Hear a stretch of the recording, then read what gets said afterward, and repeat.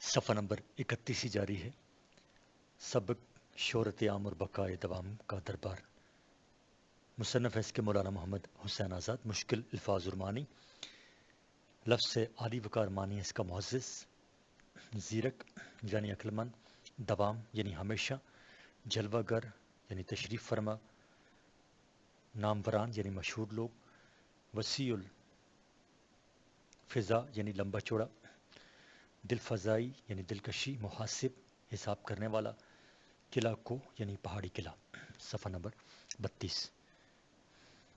رفت بلندی، انبو و کثیر یعنی بہت بڑا ہجوم، عہد ہائے متفرقہ یعنی مختلف زبانیں، عمر ہائے متفاوتہ یعنی ہر عمر والا، ہیٹے یعنی کمتر، کم مرتبہ، پست، کمتر، غول یعنی گروہ، چیدہ منتخب، برگزیدہ، خاص اور معزز، کمپاس کتب نما، دھرا تھا یعنی رکھا تھا، جر ثقیل یعنی بھاری، بے تامل یعنی بے سوچ سمجھے، سپاٹے یعنی سیر، بقائے دوام یعنی ہمیشہ باقی رہنے والا، سرور یعنی خوشی، حور شمائل یعنی حسین ترین، خیر مقدم خوش آمدید، شک انگیز یعنی پھاڑنے والی، طلسمات جادو، درینہ سال یعنی بوڑھا، پنڈت ہندوؤں کا مذہبی پیشوا، مہاجن یعنی سودی کاروبار کرنے والا،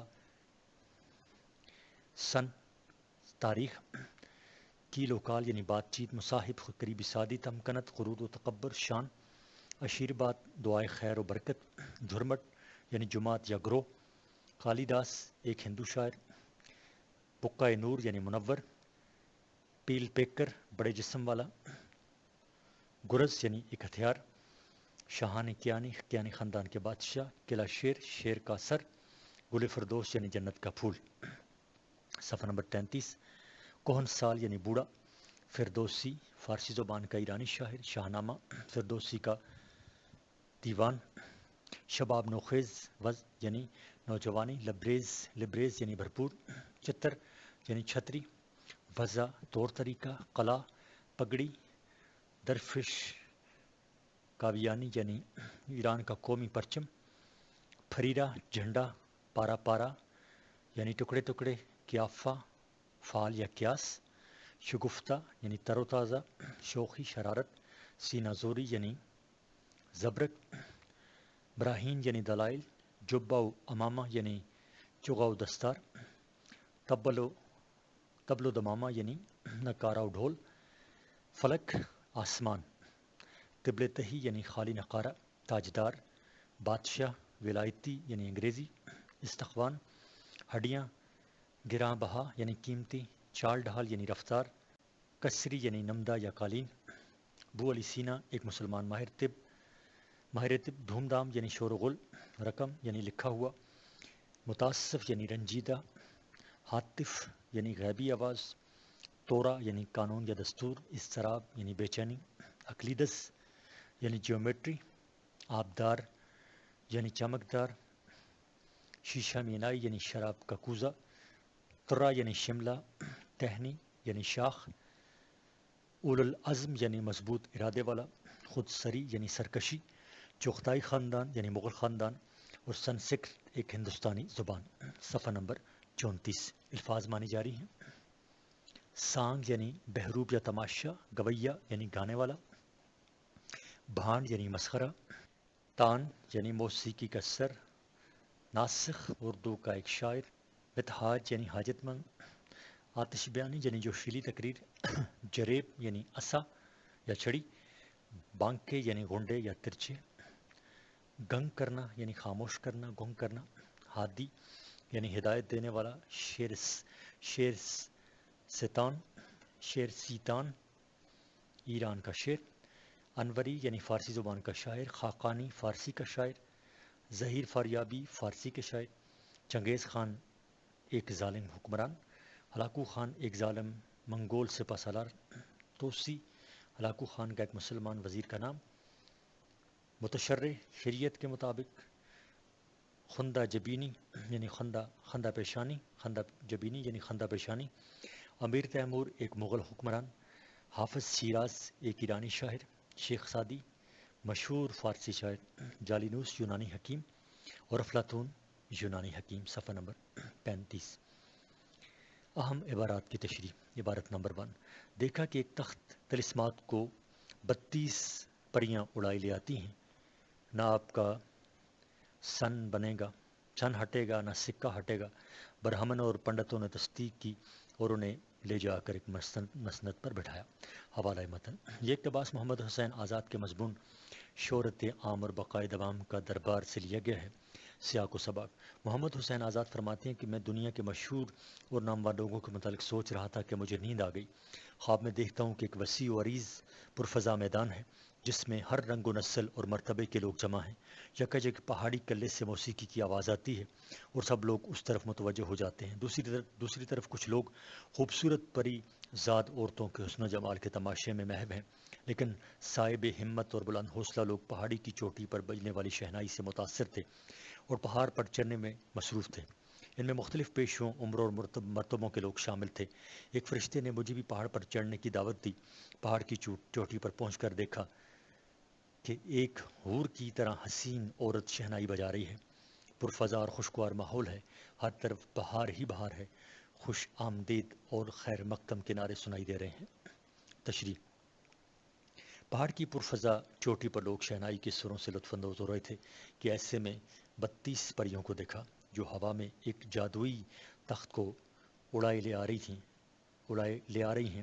تھوڑی دیر میں پریوں نے تخت کو اس پرفضا جگہ پر اتار کر رکھ دیا۔ دیکھا تو تخت پر ایک راجہ بیٹھا تھا جو بہت بوڑھا تھا۔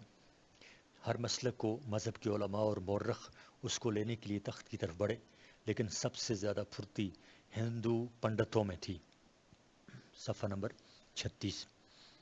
ہندو پنڈتوں اور مہاجنوں نے دکھائی اور بڑی بے قراری سے راجہ کی تخت کی طرف دوڑنے لگے۔ بعد میں معلوم ہوا کہ تخت پر بیٹھا ہوا بوڑھا ہندوستان کا مشہور حکمران مہاراجہ بکرماجیت ہے، اور جس تخت پر وہ بیٹھے ہیں یہ وہ مشہور زمانہ تخت ہے جسے 32 تخت کہا جاتا ہے، یعنی وہ تخت جسے 32 پریاں اڑائے لیے پھرتی ہیں۔ پریاں تخت زمین پر رکھ کر واپس اڑ گئیں اور یہ کہہ کر غائب ہوں گی کہ جب تک یہ دنیا قائم ہے، چاند اور سورج کی روشنی ہے، یہ دنیا منور ہے۔ بکرماجیت کے نام کا کیلنڈر یعنی بکرمی سن قائم رہے گا، اس کی شہرت، قوت اور طاقت بھی برقرار رہے گی۔ پنڈتوں اور برہمنوں نے پریوں کی اس بات کی تصدیق کی اور سب نے مل کر بوڑھے بکرماجیت کو ایک آراستہ تخت پر بٹھا دیا۔ عبارت نمبر 2، تھوڑی دیر کے بعد ایک خورشید قلع آیا جس کو انبوء کثیر ایرانی، تورانی اور ہندوستانیوں کے فرقہ ہائے مختلف کا بیچ میں لیے آتا تھا، مگر اس کے تاج پر تمام سنسکرت کے حروف لکھے تھے۔ حوالہ متن۔ یہ عبارت مولانا حسین آزاد کی تحریر شہرت عام اور بقائے دوام سے لی گئی ہے۔ سیاق و سباق۔ محمد حسین آزاد کہتے ہیں کہ پہاڑ کی چوٹی پر جو پرفضا میدان تھا اس میں دنیا کے تمام نامور لوگ باری باری آ رہے تھے اور اپنے منصب اور مرتبے کے مطابق اسے بیٹھنے کے لیے جگہ دی جاتی تھی۔ ان لوگوں میں ایران کے مشہور بادشاہ دارا، مشہور پہلوان رستم اور نامور شہرا اور فردوسی، حافظ شیخ سادی اور انوری و فارابی کے علاوہ سکندر رومی بھی تھے۔ چنگیز خان، ہلاکو خان، امیر تیمور، ہمایوں، نصیر الدین توسی، ابو علی سینا، محمود غزنوی، ایاز، ہارون رشید، مامون رشید، یونان کے حکماء ارسطو، افلاطون، جالینوس اور سقراط کو بھی اس پرفضا میدان میں بیٹھنے کے لیے جگہ دی گئی۔ اس کے بعد ایک خود سر اور سینہ زور شخص آیا اور ایک تیموری مسند پر بیٹھ گیا۔ اس کا اس طرح بے باکانہ داخل ہونا اور مسند پر بیٹھنا تیموری مورخوں کو اچھا نہ لگا۔ ہمایوں نے اس کی طرف دیکھا تو شرم سے سر جھکا لیا۔ محمد حسین آزاد کا اشارہ شیر شاہ سوری کی طرف ہے، صفحہ نمبر 37، جس نے ہمایوں سے حکومت چھین کر ہندوستان پر افغانی حکومت قائم کی تھی۔ تشریح۔ شیر شاہ سوری کے بعد ایک اور شخص آیا جس کا تاج سورج کی طرح چمک رہا تھا۔ اس کے ساتھ ایک بہت بڑا جلوس آ رہا تھا۔ اس جلوس میں ایرانی بھی تھے، توران کے لوگ بھی تھے اور ہندوستان کے تمام فرقوں کے لوگ یعنی مسلمان، ہندو، عیسائی، سکھ، یہودی اور بدھ مذہب والے سب موجود تھے۔ جب وہ دربار میں داخل ہوا تو تمام اہل دربار نے اسے پسندیدگی کی نظر سے دیکھا اور اس کا پرجوش استقبال کیا۔ وجہ یہ تھی کہ مسلمان اسے مسلمان خیال کرتے تھے، ہندو اسے اکثر ہندو سمجھتے تھے، عیسائیوں کا خیال تھا کہ وہ پکے عیسائی ہیں آتش پرست اسے اپنے مذہب کا ایک فرد خیال کرتے تھے۔ اس کی شخصیت میں ہر رنگ موجود تھا، مگر اس کے تاج پر جو عبارت لکھی ہوئی تھی وہ قدیم سنسکرت میں زبان میں تھی، جو تمام ہندوستانی زبانوں کی ماں ہے۔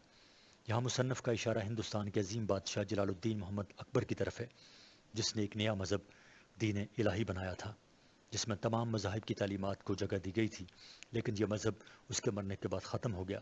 اس لیے مذہب کے خلاف حضرت مجدد طلب ثانی رحمۃ اللہ علیہ نے آواز اٹھائی اور اسے ختم کر کے دم لیا۔ مشقی سوالات کے جوابات۔ سوال: مندرجہ ذیل الفاظ کس شاعر یا ادیب کے بارے میں کہے گئے ہیں؟ الف: کوئی سمجھا کوئی نہ سمجھا مگر سب واہ واہ اور سبحان اللہ کرتے رہ گئے۔ جواب اس کے صفحہ نمبر 38 پہ ہے۔ یہ الفاظ مرزا اسد اللہ خان غالب کے بارے میں کہے گئے ہیں۔ سوال: اپنی سیر بیانی سے پرستان کی تصویر کھینچتے تھے۔ جواب: یہ الفاظ مثنوی سحر البیان کے مصنف میر حسن کے بارے میں کہے گئے ہیں۔ سوال: اس کے قلم نے ایک جہاں سے لڑائی باندھ رکھی ہے۔ جواب: یہ الفاظ اسی مضمون کے مصنف مولانا محمد حسین آزاد کے بارے میں کہے گئے ہیں۔ سوال: لیکن چار خاکسار اور پانچواں تاجدار ان کے ساتھ تھے۔ جواب: یہ الفاظ قصہ چار درویش کے مصنف میر امن دہلوی کے بارے میں ہیں۔ اور دال یعنی آخری سوال: ایک لکھنؤ کے بانک کے پیچھے پیچھے گالیاں دیتے تھے۔ ایک لکھنؤ کے بانک کے پیچھے پیچھے گالیاں دیتے تھے۔ جواب: بانکی صاحب سے مراد رجب علی بیگ سرور ہیں۔ صفحہ نمبر 38 جاری ہے۔ سوال نمبر 2: درج ذیل جملے کن بادشاہان یا مشاہیر کے بارے میں ہیں؟ الف: جس کے کپڑوں میں لہو کی بو آئے وہ قصاب ہے۔ جواب: یہ جملہ چنگیز خان کے بارے میں کہا گیا ہے۔ ب: اس سرے سے اس سرے تک ایک گردش کی اور چلے گئے۔ جواب: یہ الفاظ فارسی کے مشہور ایرانی شاعر حافظ شیرازی کے بارے میں ہیں۔ جیم: رنگ زرد تھا اور شرم سے سر جھکائے تھا۔ جیم: یہ جملہ یونان کے مشہور فلسفی سقراط کے بارے میں ہے۔ دال: قیافہ روشن اور چہرہ فرحت روحانی سے شگفتہ نظر آتا تھا۔ جواب: یہ جملہ یونان کے مشہور فلسفی، معاف کیجیے گا میں دوبارہ سے دہراتا ہوں، یہ ان کی ترتیب ذرا آگے پیچھے ہو گئی ہے۔ سوال نمبر 1 یا الف: جس کے کپڑوں میں درج ذیل سوال نمبر 2 تھا کہ درج ذیل جملے کن بادشاہان یا مشاہیر کے بارے میں ہیں؟ الف: جس کے کپڑوں میں لہو کی بو آئے وہ قصاب ہے۔ اس کا جواب ہے یہ جملہ چنگیز خان کے بارے میں کہا گیا ہے۔ ب: اس سرے سے اس سرے تک ایک گردش کی اور چلے گئے۔ جواب: یہ الفاظ فارسی کے مشہور ایرانی شاعر حافظ شیرازی کے بارے میں ہیں۔ جیم: رنگ زرد تھا اور شرم سے سر جھکائے تھا۔ اس کا جواب ہے یہ الفاظ ایران کے مشہور بادشاہ دارا کے بارے میں کہے گئے ہیں۔ آگے ہے دال: قیافہ روشن اور چہرہ فرت روحانی سے شگفتہ نظر آتا تھا۔ یہ جملہ یونان کے مشہور فلسفی سقراط کے بارے میں ہے۔ اور ہے ہندوستان کے بہت سے گراں بہا زیور اس کے ہاتھ میں تھے۔ ہندوستان کے بہت سے گراں بہار یعنی قیمتی زیور اس کے ہاتھ میں تھے۔ جواب اس کا یہ ہے یہ الفاظ افغانستان کے مشہور فاتح محمود غزنوی کے بارے میں ہیں۔ سوال نمبر 3: درج ذیل سوالوں کے جواب لکھیں۔ الف: مصنف نے بقائے دوام کی کتنی قسمیں بتائی ہیں؟ وضاحت کریں۔ صفحہ نمبر 39۔ جواب: مصنف نے بقائے دوام کی 2 قسمیں بیان کی ہیں۔ ایک مرنے کے بعد جب روح جسم سے الگ ہو جائے گی تو وہ باقی رہے گی اور اس کے لیے فنا نہیں، اور دوسری عالم یادگار کی بقا ہے۔ جب دنیا میں بعض نامور لوگ کوئی بڑا کام انجام دیتے ہیں تو ان کا نام بھی دنیا میں باقی رہتا ہے اور لوگ اسے یاد رکھتے ہیں۔ ب: خوبصورت عورتیں در حقیقت کون تھیں؟ جواب: جو خوبصورت عورتیں نظر آتی تھیں دراصل وہ نہ خوبصورت عورتیں تھیں اور نہ پریاں تھیں، بلکہ عیش پسند، غافل، خود پسند اور بے پرواہ لوگوں کا فریب نظر تھا، حالانکہ اس کی کوئی حقیقت نہ تھی۔ جیم: ایرانی شعراء کو دربار میں کیوں نہ آنے دیا گیا؟ جواب: اکثر ایرانی شعراء کو دربار میں اس لیے جگہ نہیں ملی کہ انہیں بتایا گیا کہ تم بے شک اچھے مصور ہو، لیکن تم لوگوں نے بے اصل اور غیر حقیقی اشیاء کی مصوری کی ہے، ان میں اصلیت اور واقعیت نہیں۔ دال: سلطنت میں میراث نہیں چلتی سے کیا مراد ہے؟ جواب: چنگیز خان جب دربار میں داخل ہوا تو اس کے حسب نسب کے بارے میں پوچھا اس نے فوراً اپنی تلوار نکال کر سند کے طور پر پیش کی، جس پر لکھا تھا سلطنت میں میراث نہیں چلتی، مطلب یہ کہ حکومت بازیوں کے زور سے کی جاتی ہے، جس کے ہاتھ میں طاقت ہو اور جو لڑنے کی صلاحیت رکھتا ہو وہی بادشاہ ہے، بادشاہت میراث سے حاصل نہیں کی جا سکتی۔ ہے شیخ سعدی کیا کہتے ہوئے باہر نکل گئے؟ جواب، شیخ سعدی یہ کہہ کر دربار سے نکل گئے کہ یہ دنیا دیکھنے کے لیے ہے، برتنے کے لیے نہیں۔ سوال نمبر 4، روزمرہ کے مطابق خالی جگہ پر کریں۔ الف، خواب میں دیکھتا ہوں کہ گویا ہوا ڈیش چلا جاتا ہوں، گویا ہوا ڈیش چلا جاتا ہوں۔ جواب اس کا ہے، خواب میں دیکھتا ہوں کہ گویا ہوا پر چلا جاتا ہوں۔ بے، خود بخود پچھلی محنتوں کے غبار دل سے ڈیش جاتے ہیں۔ جواب اس کا ہے، بے، خود بخود پچھلی محنتوں کے غبار دل سے نکل جاتے تھے۔ جیم، اس نے صلاح دی کہ نقاب ڈیش پر ڈالو۔ اس کا جواب ہے جیم کا، خالی جگہ میں لگے گا اس نے صلاح دی کہ نقاب چہرے پر ڈالو۔ آگے دال، صفحہ نمبر 40، جرت کو کوئی خاطر میں نہ ڈیش تھا۔ دال، جرت کو کوئی خاطر میں نہ لاتا تھا، ڈیش میں آئے گا لاتا تھا۔ آگے ہے، اس کے لیے بھی تکراروں کا ہو ڈیش تھا۔ جواب ہے، اس کے لیے بھی تکراروں کا غل ہوتا تھا، یعنی شور ہوتا تھا۔ صفحہ نمبر 40 ہی جاری ہے۔ سوال نمبر 5، درج ذیل جملوں کی وضاحت کریں۔ الف، دوسری وہ عالم یادگار کی بقا جس کی بدولت لوگ نام کی عمر سے جیتے ہیں اور شہرت دوام پاتے ہیں۔ جواب اس کا یہ ہے، محمد حسین آزاد کہتے ہیں کہ ایک بقا وہ ہے جس میں مرنے کے بعد روح باقی رہے گی اور اسے فنا نہیں، جبکہ دوسری بقا وہ ہے جس کی وجہ سے نامور لوگوں کے نام دنیا میں ہمیشہ زندہ رہتے ہیں۔ ان لوگوں میں بڑے بڑے بادشاہ، نامور سپہ سالار، عظیم علماء و فضلاء، مشہور و معروف شعراء اور ادیب، ماہرین طب، سائنسدان، انجینئرز اور دانشور شامل ہیں، جن کو ان کے کارناموں کی وجہ سے ہمیشہ یاد رکھا جاتا ہے۔ سوال نمبر 2 یا بے، جس طرح ملک و شمشیر کے جوش کو ملک و قوم کے خون میں حرکت دی، اگر علوم و فنون کا بھی خیال کرتا تو آج قومی ہمدردی کی بدولت ایسی ناکامی نہ اٹھاتا۔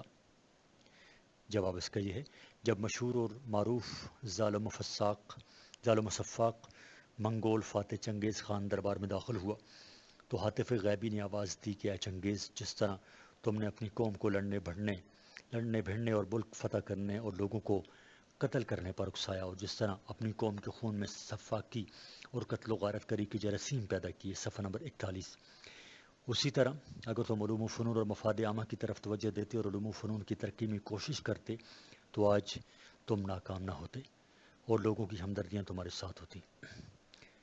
سوال نمبر 6، مدرج ذیل الفاظ کو الزبائی ترتیب سے لکھیں اور معنی بھی واضح کریں۔ جاہ و جلال، گروہ کثیر، اول العزم، کیل و کال، بلا تامل، الاری وقار۔ اب ہم دیکھتے ہیں اس کو الزبائی ترتیب سے۔ جواب اس کا ہوگا اول العزم، یعنی بلند ارادوں والا، بلا تامل، بے سوچے سمجھے، جاہ و جلال، شان شوکت، روب و دبدبہ، عالی وقار، یعنی بلند مرتبے والا، صاحب عزت، کیل و کال، یعنی بحث و مباحثہ گفتگو، اور گروہ کثیر، یعنی بہت بڑی جماعت، ہجوم۔ یہ ہے الزبائی ترتیب۔ سوال نمبر 7، اپنے کسی دلچسپ خواب کا حال بیان کریں۔ جواب، میں نے خواب میں دیکھا کہ میں مدینے کے بازار میں کھڑا ہوں، وہی پرانی بوسیدہ دکانیں اور عمارتیں ہیں جو رسول اللہ صلی اللہ علیہ وسلم کے دور میں تھیں۔ عمر فاروق خلیفہ ہیں۔ بازار میں ایک شخص نے کہا کہ عمر فاروق تشریف لا رہے ہیں۔ میں نے پیچھے مڑ کر دیکھا تو ایک لمبے قد والا ادھیڑ عمر شخص ہاتھ میں درا پکڑے آ رہا ہے۔ جب وہ میرے قریب آیا تو مجھے گھور کر دیکھا اور حکم دیا کہ میرے پیچھے پیچھے آؤ۔ میں سیدنا عمر فاروق رضی اللہ تعالیٰ عنہ کے پیچھے چل پڑا۔ وہ کبھی ایک دکان کے سامنے رکتے اور دکاندار کو ہدایت دیتے اور کبھی دوسرے دکان پر رک کر دکاندار کو جھڑکتے اور پھر آگے بڑھتے۔ وہ کبھی کبھی پیچھے دیکھتے اور یہ تسلی کرتے کہ میں ان کے پیچھے چل رہا ہوں۔ عمر فاروق رضی اللہ تعالیٰ عنہ کے چہرے پر اتنا جاؤ جلال اور رعب و دبدبہ تھا کہ ان کی طرف دیکھنا ناممکن تھا۔ وہ بازار میں آگے بڑھ رہے تھے، گلیوں میں سے گزر رہے تھے اور میں ان کے پیچھے، صفحہ نمبر 42، اور میں ان کے پیچھے پیچھے چل رہا تھا۔ اسی طرح چلتے چلتے میری آنکھ کھل گئی۔ صفحہ نمبر 42۔ سبق: چند روز ایک روڈ رولر کے ساتھ، اور اس کے مصنف ہیں ڈاکٹر وزیر آغا۔ مشکل الفاظ و معنی: قوی الجثہ یعنی بڑی جسامت والا، سواگت یعنی استقبال، ماند پڑنا یعنی کمزور ہونا، اللہ لوگ یعنی اللہ والا، دھونی دبانا یعنی آلتی پالتی مار کر بیٹھنا، گھسا پٹا یعنی پرانا، مارکو پولو یعنی اٹلی کا ایک سیاح، ابن بطوطہ ایک عرب سیاح، اسب تازی گھوڑا، ہدا عماری، انارکلی جہانگیر بادشاہ کی محبوبہ، چھتنار یعنی پھیلاؤ، کھل اٹھنا یعنی خوش ہونا، خلا یعنی خالی جگہ، آہستہ خرامی آہستہ چلنا، نٹ کھٹ یعنی شریر، نونہال چھوٹے بچے، دیدے یعنی آنکھیں، بھاشا یعنی زبان یا بولی، فلاسفر بڑا عالم، پرت یعنی پردہ، مستورات خواتین، اتھل پتھل یعنی اوپر نیچے الٹ پلٹ، عمل معکوس یعنی الٹا عمل، لرزہ بد اندام یعنی کانپنا، دوشیزہ یعنی کماری، سکرین یعنی پردہ۔ صفحہ نمبر 43۔ تغیر تبدیلی، ثبات دوام، بعد دوری، ہڑبڑانا یعنی چونکنا، سل یعنی بڑا ٹکڑا، قاش یعنی ٹکڑا، کھنکتی ہوئی یعنی بجتی ہوئی، ہست یعنی موجود، نبت یعنی بنی ہوئی چیز، جھریاں یعنی شکنیں، ابدیت ہمیشگی، سمادہی یعنی یادگار یا گیان یا دھیان، متمنی خواہش مند، مرکد یعنی قبر یا لحد، مہین یعنی نرم یا شفاف، اور انگ یعنی عضو یا اندام۔ اہم عبارات کی تشریح، صفحہ نمبر 43 ہی جاری ہے۔ عبارت نمبر 1: گھنٹہ بھر کے لگاتار سفر میں ہم نے بمشکل 50 گز کا فاصلہ طے کیا ہوگا۔ اور آگے ہے کہ ایک بل بتوڑی چھوٹے الو کی مادہ اپنے 3 نٹ کھٹ نہالوں کے ساتھ ایک شاخ پر بیٹھی دکھائی دی۔ حوالہ متن: یہ اقتباس مشہور انشائیہ نگار وزیر آغا کے مضمون چند روز ایک روڈ رولر کے ساتھ سے لیا گیا ہے۔ سیاق و سباق: ڈاکٹر وزیر آغا لکھتے ہیں کہ گاؤں کے ایک کچی سڑک کو پختہ کرنے کے لیے ایک روڈ رولر ہمارے گاؤں میں آیا۔ گاؤں والوں کے لیے ایک نئی چیز تھی۔ بچے بوڑھے جوان سب اسے دیکھنے کے لیے امڑ آئے۔ جب ڈرائیور اپنا کام ختم کر کے چلا جاتا ہے تو میں بھی اسے دیکھنے اور معائنہ کرنے کے لیے آ جاتا ہوں اور دیر تک اسے دیکھتا رہتا ہوں۔ ایک روز میں نے ڈرائیور سے روڈ رولر پر بیٹھنے کی خواہش ظاہر کی۔ صفحہ نمبر 44۔ ڈرائیور بخوشی راضی ہو گیا اور پروگرام طے پایا۔ دوسرے روز میں روڈ رولر پر ڈرائیور کے ساتھ بیٹھا ہوا تھا۔ روڈ رولر چل رہا تھا، لیکن میں تادیر یہ فیصلہ نہ کر سکا کہ روڈ رولر چل رہا ہے یا کھڑا کیے۔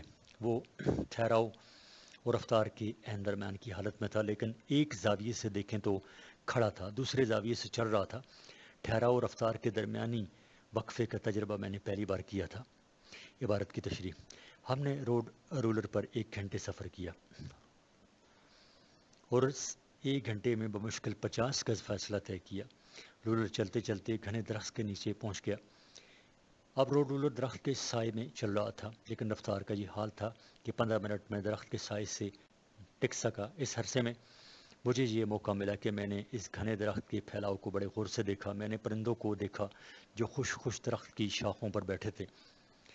روڈ رولر ان پرندوں کے آرام میں مخل نہیں ہوا تھا۔ کوئی اور سواری جیسے تانگا، ٹریکٹر، ٹرک، موٹر کار یا اسکوٹر وغیرہ ہوتی تو یہ پرندے خوفزدہ ہو کر اڑ چکے ہوتے، لیکن روڈ رولر کی رفتار میں اتنی نرمی اور آہنگی تھی کہ پرندے قطعاً بے قرار اور پریشان نہ ہوئے۔ ان مختلف قسم کے پرندوں میں ایک بلتبوڑی بھی تھی جو اپنے 3 شرارتی بچوں کے ساتھ ایک شاخ پر بیٹھی ہوئی تھی۔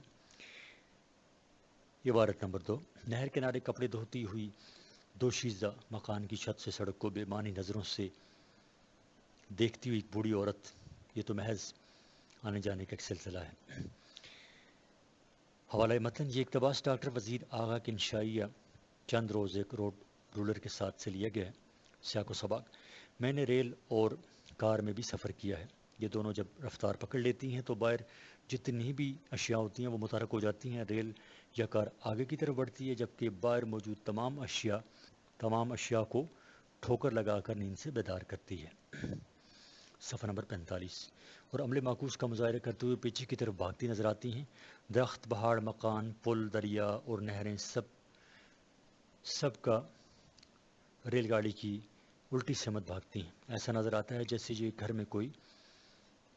گھر میں کوئی شے بھول آئی ہے اور اسے واپس لانا چاہتی ہیں۔ کسی شے پر نظر نہیں جمتی، جو شے نظر کی گرفت میں آتی ہے فوراً غائب ہو جاتی ہے۔ عبارت کی تشریح: جب ہم موٹر کار یا ریل گاڑی میں سفر کرتے ہیں تو باہر نہر کے کنارے کپڑے دھوتی کنواری لڑکی، مکان کی چھت سے سڑک کا نظارہ کرتی ہوئی بوڑھی عورت، چارپائی پر لیٹا ہوا شخص اور دو آدمی جو چارپائی کو اٹھائے ہوئے ہیں، بے شمار اونٹ جو قطار میں چل رہے ہیں، اور اونٹوں پر بیٹھے ہوئے سرخ و سفید رنگ کے بچے، سب چشم زدن میں نظروں سے غائب ہو جاتے ہیں۔ کسی چیز پر نظر نہیں ٹکتی۔ ایسا دکھائی دیتا ہے جیسے یہ کوئی سینما کی سکرین ہے جس پر ہر شے ایک لمحے کے لیے نمودار ہوتی ہے اور پھر فنا ہو جاتی ہے، اور انسان کا یہ خیال بھی پختہ ہو جاتا ہے کہ تبدیلی واقعی ایک مثبت شے ہے۔ اس زندگی اور کائنات کی کوئی بنیاد نہیں۔ اس کی حقیقت صرف اس قدر ہے کہ ایک چیز آئی، اپنی جھلک دکھائی اور فنا ہو گئی۔ مشقی سوالات و جوابات۔ سوال نمبر 1، درج ذیل سوالوں کے جواب لکھیں۔ الف، روڈ رولر کی شکل و صورت کیسی تھی؟ جواب: روڈ رولر کی شکل صورت کیسی تھی؟ روڈ رولر بہت قوی الجثہ تھا اور دینوں ساری جاپانی پہلوانوں کی طرح ایک پہاڑ دکھائی دیتا تھا۔ سوال: روڈ رولر کس رفتار سے چل رہا تھا؟ مصنف کہتا ہے کہ جب روڈ رولر چل پڑا تو تادیر میں یہ فیصلہ نہ کر سکا کہ یہ چل رہا ہے یا کھڑا ہے۔ اس نے 50 گز کا فاصلہ صرف 1 گھنٹے میں طے کیا۔ سوال: مغرب میں الو کو کس چیز کی علامت سمجھا جاتا ہے؟ جواب: مغرب میں الو کو عقل مندی کی علامت سمجھا جاتا ہے اور لوگ اسے پرندوں کا فلسفی کہتے ہیں۔ سوال: مصنف نے روڈ رولر پر کتنی دیر سفر کیا؟ مصنف نے روڈ رولر پر 2 گھنٹے سفر کیا۔ سوال: مصنف نے روڈ رولر کی رفتار پر کن خیالات کا اظہار کیا؟ جواب: مصنف کہتے ہیں کہ روڈ رولر چل پڑا تھا لیکن میں فیصلہ نہیں کر سکا یہ کھڑا ہے یا چل رہا ہے۔ دراصل وہ ٹھہراؤ اور رفتار کے درمیان کی حالت میں تھا، یعنی ایک زاویے سے دیکھیں تو یہ چل رہا تھا، دوسرے زاویے سے دیکھیں تو یہ کھڑا لگ رہا تھا۔ صفحہ نمبر 46۔ سوال نمبر 2، خالی جگہ پر کریں۔ الف، کتوں نے ڈیش کے روڈ رولر کا استقبال کیا۔ جواب اس کا ہے کتوں نے بھونک کر روڈ رولر کا استقبال کیا۔ بے، بلکہ ڈیش کی ایک کھنکتی ہوئی کاش بن گئی۔ جواب اس کا ہے بلکہ موجودگی کی ایک کھنکتی ہوئی کاش، موجودگی آئے گا اس میں، موجودگی کی ایک کھنکتی ہوئی کاش بن گئی۔ ہر خواہش کے اندر ایک ڈیش ہوتا ہے۔ جواب اس کا ہے ہر خواہش کے اندر ایک خلا ہوتا ہے۔ اور دال، یہ چیزیں ڈیش کا مظاہرہ کرتے ہوئے پیچھے بھاگتی ہیں۔ جواب اور اس میں لگے گا یہ چیزیں عمل معکوس کا، جو خالی جگہ اس میں لگے گا عمل معکوس، یہ چیزیں عمل معکوس کا مظاہرہ کرتے ہوئے پیچھے بھاگتی ہیں۔ سوال نمبر 3، درج ذیل جملوں کی وضاحت کریں۔ الف، رفتار ہی انتشار ہے۔ جواب اس کا یہ ہے، مصنف کہتے ہیں کہ جب ہر شے ساکن ہو،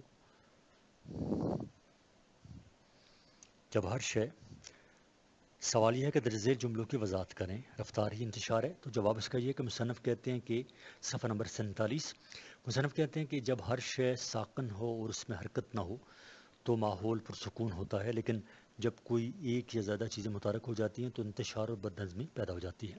سوال نمبر 2، واقعی تغیر کو ثبات ہے۔ جواب اس کا یہ ہے، کوئی شے کتنا ہی حسین کیوں نہ ہو، اگر وہ ہمیشہ نظروں کے سامنے رہے اور اس کی حالت بالکل ایک جیسی رہے تو انسان اس سے اکتا جاتا ہے اور اس کا حسن مان پڑ جاتا ہے۔ اگر کسی چیز کی حالت میں تبدیلی آتی رہے اور نئے رنگ اور نئی شکل میں انسان کے سامنے آتی رہے تو وہی چیز حسین اور خوبصورت ہوتی ہے۔ اقبال کا شعر ہے، ہوئی ہے رنگ تغیر سے جب نمود اس کی، وہی ہنسی ہے حقیقت زوال ہے جس کی، وہی ہنسی ہے حقیقت زوال ہے جس کی، ثبات ایک تغیر کو ہے زمانے میں، کوئی برا نہیں قدرت کے کارخانے میں۔ سوال نمبر 3، میں نے کہا شکریہ، مجھے ذرا جلدی گھر پہنچنا ہے۔ جواب، جب روڈ رولر کے ڈرائیور نے وزیر اعلیٰ سے کہا کہ میں روڈ رولر پر آپ کو گھر چھوڑاؤں گا تو وزیر اعلیٰ نے جلدی جواب دیا کہ شکریہ، مجھے ذرا جلدی گھر پہنچنا ہے، کیونکہ جو گاڑی 1 گھنٹے میں 50 قدم چلتی ہے وہ وزیر اعلیٰ کو گھر 10 گھنٹے میں بھی نہیں پہنچا سکتی تھی۔ سوال نمبر 4، درج ذیل جملوں کو قواعد کے مطابق درست کریں۔ الف، بوڑھا شخص بہت سے گھاٹوں کا پانی پی چکا تھا۔ جواب اس کا یہ ہے کہ بوڑھا شخص گھاٹ گھاٹ کا پانی پی چکا تھا۔ بے، پاکستان کے اندر افرادی قوت کی کمی نہیں ہے۔ جواب یہ ہے، صحیح جملہ یہ ہوگا، پاکستان میں افرادی قوت کی کمی نہیں ہے۔ جیم، میں نے اپنے کالج کی لائبریری سے استفادہ حاصل کیا۔ صحیح جملہ ہوگا، میں نے اپنے کالج کی لائبریری سے استفادہ کیا ہے۔ دال، لڑکا ڈرتا ڈرتا پرنسپل کے دفتر میں داخل ہوا۔ صحیح جملہ ہوگا، لڑکا ڈرتے ڈرتے پرنسپل کے دفتر میں داخل ہوا۔ ہے، ملتان اولیاؤں کی سرزمین ہے۔ صحیح جملہ ہوگا، ملتان اولیاء کی سرزمین ہے۔ صفحہ نمبر 48۔ سوال نمبر 5، درج ذیل جملوں میں مناسب مقامات پر رموز و اوقاف لگائیں۔ الف، وہ بازار سے سبزیاں، دالیں اور گوشت لایا۔ جواب، وہ بازار سے سبزیاں، دالیں اور گوشت لایا۔ بے، وہ شخص خوشبو کی طرح آیا، جھوما، خوشیاں بکھیری اور چلا گیا۔ یہ آئے گا، وہ شخص خوشبو کی طرح آیا، جھوما، وہ شخص۔ رموز اوقاف کا مطلب ہے جو کامہ ہوتا ہے، جو فل سٹاپ ہوتا ہے، اس کو رموز اوقاف کہا جاتا ہے۔ تو یہ ہے کہ وہ بازار سے سبزیاں، دالیں، الف میں پڑھ رہا ہوں دوبارہ، وہ بازار سے سبزیاں، دالیں اور گوشت لایا۔ اس میں کوئی کامہ نہیں ہے، کوئی فل سٹاپ نہیں ہے، تو جب اس کا جواب ہم لکھیں گے تو اس طرح ہوگا، وہ بازار سے سبزیاں، کامہ، دالیں اور گوشت لایا، آگے فل سٹاپ۔ بے، وہ شخص خوشبو کی طرح آیا، جھوما، خوشیاں بکھیری اور چلا گیا۔ اب جب اس میں ہم رموز اور اوقاف لگائیں گے تو یہ آئے گا، وہ شخص خوشبو کی طرح آیا، کامہ، جھوما، کامہ، خوشیاں بکھیری اور چلا گیا۔ جیم، قائد اعظم بانی پاکستان بہت بڑے سیاست۔ اب یہ اس طرح ہوگا، قائد اعظم بریکٹ بانی پاکستان بریکٹ بند بہت بڑے سیاستدان۔ دال، تم اچھے ہو یا برے، عالم ہو یا جاہل، دیندار ہو یا دنیا دار، اپنے اعمال کے خود ذمہ دار ہو۔ تو جب رموز و اوقاف اس میں لگیں گے اس جملے میں تو ہوگا، تم اچھے ہو یا برے، کامہ، عالم ہو یا جاہل، کامہ، دیندار ہو یا دنیا دار، کامہ، اپنے اعمال کے خود ذمہ دار ہو۔ عزیز طلبہ، یہ آڈیو ریکارڈنگ آپ کے لیے ہیومینیٹیرین ڈیولپمنٹ آرگنائزیشن ایبٹ آباد کے ذریعے اہتمام کی گئی۔